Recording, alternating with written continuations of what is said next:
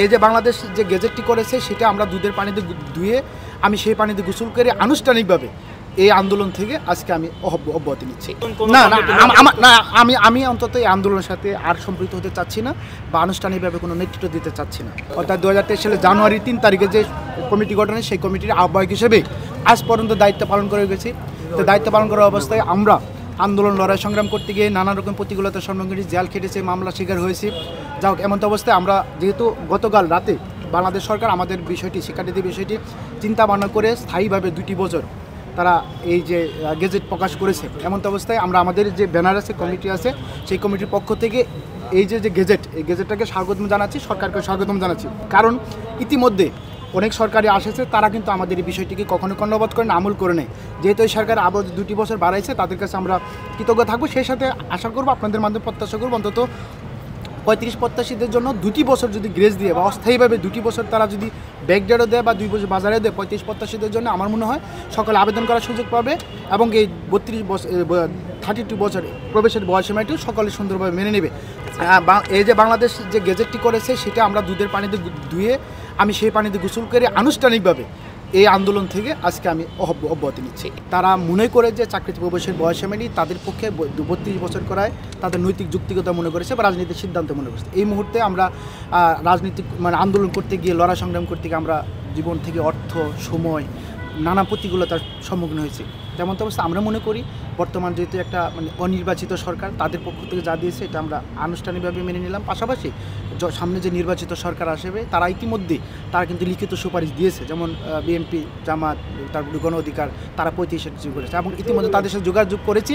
তারা বলেছে আমরা যদি নির্বাচিত হয়ে আসতে পারি বিষয়টা আমরা বিবেচনা করে নিয়ে এটা আন্তর্জাতিক স্ট্যান্ডার্ড অনুসারে তারা বয়স বৃদ্ধি করবে। এবং আপনার আমাদের এও বলে যে আমরা একটা সমন্বয়কদের সাথে কথা বলেছি, তারা বলেছে যে 32টা আপাতত মেনে নাও, তা আমরা চেষ্টা করবো অস্থায়ীভাবে অন্তত 2 বছর বা 18 মাসের একটা ব্যাকডেট দিয়ে যারা আন্দোলনরত শিক্ষার্থী আছে তারা যেন অন্তত পড়া টেবিলে ফিরে যেতে পারে। তো ওভারঅল সব কিছু বিবেচনা করেই আজকে এই যে আপনাদের সামনে গেজেটটি ধুয়ে গোসল করে এখান থেকে আনুষ্ঠানিকভাবে বিদায় নিতে। আমি অন্তত এই আন্দোলনের সাথে আর সম্পৃক্ত হতে চাচ্ছি না বা আনুষ্ঠানিকভাবে কোনো নেতৃত্ব দিতে চাচ্ছি না।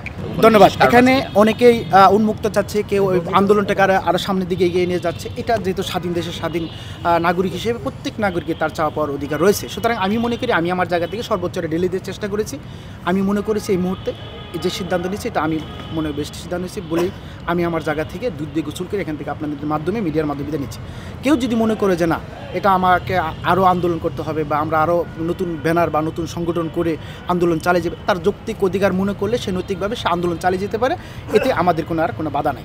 তারা কষ্ট লালিত হয়েছে, তাদেরকে বলবো পঙ্গুত্ব বরণ করছে, অনেকেই পুলিশের লাঠির আঘাত করছে, তাদের প্রতি আমি কৃতজ্ঞতা জানাই। সেই সাথে সরকার যে দাবিটি মেনে নিয়েছে সেটা আপনাদেরই পরিশ্রমের প্রতিফলন।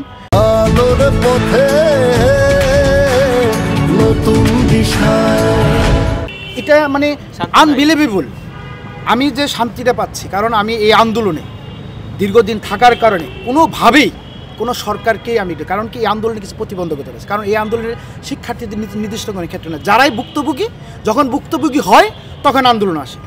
কিন্তু এর আগে সচেতন করা বা তাদের কাছে যাওয়া বা শিক্ষার্থী গ্যাদারিং করা, আমি ব্যক্তি জীবনে এত কষ্ট করেছি, 42 ডিগ্রি তাপমাত্রার মধ্যেও থেকেছে। যখন রানিং শিক্ষার্থী থাকে তখন আর তাদের মাথার মধ্যে এই বিষয়গুলো থাকে না। যখন কোনো না কোনোভাবে প্রেমপিরিতে আগডুম বাগডুম করে বয়সটা শেষ হয়ে যায়, তখন 30টা ক্রস করে তখন এই যে আমাদের সাথে এসে বাইক আমাদের বয়স বৃদ্ধি করবে, এভাবে তো একটা আন্দোলন সম্ভব নয়।